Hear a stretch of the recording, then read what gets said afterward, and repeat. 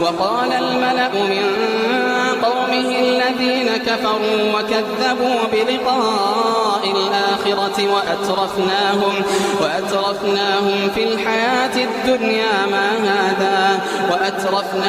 في الحياة الدنيا ما هذا إلا بشر مثلكم يأكل مما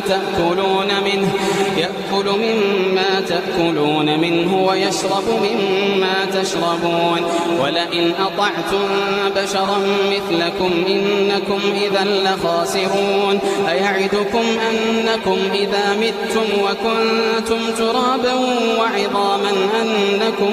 مخرجون هيهات لما توعدون إن هي إلا حياتنا الدنيا نموت ونحيا وما نحن بمبعوثين إن هو إلا رجل افترى على الله كذبا وما نحن له بمؤمنين